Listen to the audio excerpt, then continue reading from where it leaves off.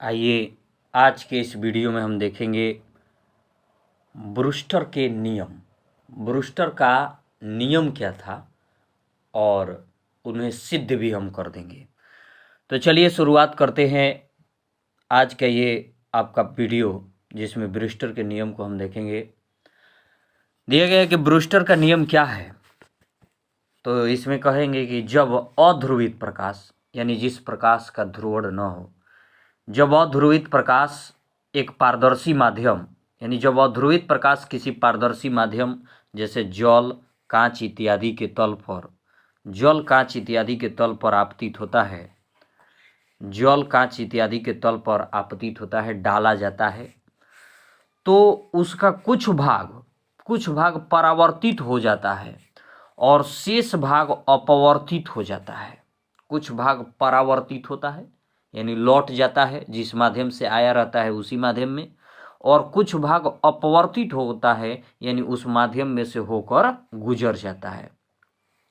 इसी आधार पर ब्रूस्टर ने बताया है कि जब प्रकाश की किरण एक पारदर्शी माध्यम के तल पर ध्रुवण कोण पर आपतित होता है, जब प्रकाश की किरण एक पारदर्शी माध्यम के तल पर ध्रुवण कोण पर आपतित होता है, तो परावर्तित और अपवर्तित किरणें, परावर्तित तथा अपवर्तित किरणें परस्पर लंबवत होती है। यानी जो किरण लौट गई है और जो किरण अपवर्तित हुई है, वो दोनों एक दूसरे पर लंबवत होती है। देखिए चित्र से अब मैं आपको बता रहा हूँ कौन कौन सी है। जैसे ये वाला हो गया आपका समतल ध्रुवित प्रकाश, समतल प्रकाश जिनका ध्रुवण नहीं हुआ, अर्थात हम बोलेंगे अध्रुवित प्रकाश।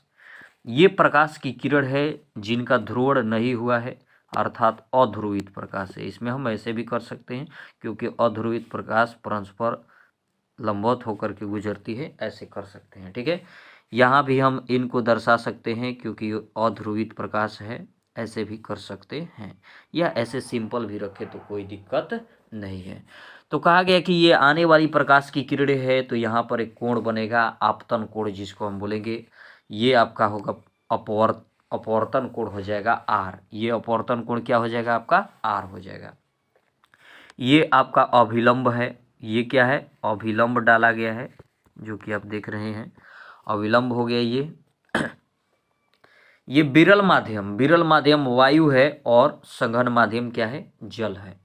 कहा गया है कि जब अध्रुवित प्रकाश, ये वाली जो प्रकाश है, जब अध्रुवित प्रकाश किसी आपतन बिंदु पर पड़ता है, किसी कांच, जल इत्यादि के तल पर आपतित होता है, तो इसका कुछ प्रकाश की किरणें उसी माध्यम में लौट जाती है, अर्थात परावर्तित हो जाती है, और प्रकाश की कुछ किरणें अपवर्तित हो जाती है। प्रकाश की कुछ किरणें क्या होती है अपवर्तित हो जाती है। ये प्रकाश की जो परावर्तन हुआ है, ये परावर्तित प्रकाश है, परावर्तन हुआ है, परावर्तन जिसको हमने ध्रुवित प्रकाश कहा है। ये परावर्तन और ये जो अपवर्तित हुई है, ये परस्पर लंबवत होते हैं। ये परस्पर क्या होते हैं लंबवत होते हैं, अर्थात 90 डिग्री के कोण बनाते हैं, एक दूसरे पर क्या करते हैं 90 डिग्री के कोण बनाते हैं। तो यहाँ पर जो कोण प्राप्त होता है, इस कोण को ही हम बोलते हैं ध्रुवण कोण, जिसको बोला जाता है IP, यानी ध्रुवण कोण। जब यहाँ पर कोण IP होता है, तो जितना डिग्री के कोण पर लौटता है उतना ही डिग्री का कोण यहाँ पर भी बनेगा, तो इसे भी हम IP कह देते हैं। तो अब यहाँ से हमें सिद्ध करना होगा कि IP का वैल्यू मान क्या होगा, IP का जो है वो वैल्यू मान क्या होगा। ठीक है, तो फिर से एक बार आप देख लीजिए। कहा गया कि ब्रूस्टर के ध्रुवण कोण में कहा गया, ध्रुवण कोण की परिभाषा क्या है, तो कहा गया कि यदि अध्रुवित प्रकाश किसी कांच, जल इत्यादि के तल पर पड़ता है, तो परावर्तित और अपवर्तित किरणें परस्पर लंबवत होती है। जो ध्रुवण कोण पर आपतित होता है, उसे ही हम बोलते हैं ध्रुवण कोण का ये मान होगा। आइए सिद्ध करते हैं इसका मान कितना होगा। अभी आप जो देख रहे हैं ये सीधी लाइन है, ये सीधा जो लाइन आपको दिख रहा है, यहाँ से जो आपको सीधी लाइन दिख रही है, ये सीधी लाइन अभिलंब है, ये सीधी लाइन आपका अभिलंब है और ये अभिलंब दर्शा रहा है, ये अभिलंब दर्शा रहा है यहाँ जो बना हुआ कोण आईपी होगा और ये बना हुआ जो कोण है 90 डिग्री और इधर आर, यहाँ आईपी प्लस 90 प्लस आर बराबर हो जाएगा 180 degree. IP plus 90 plus R बराबर क्या होगा 180 डिग्री। फिर से आप एक बार देख लेंगे, ये कोण हो गया आईपी, ये वाला हो गया 90 और ये वाला हो गया आपका R. IP plus 90 plus R बराबर क्या होगा 180 डिग्री। और इसी से हम मान निकालेंगे साइन आई बटा साइन आर के माध्यम से।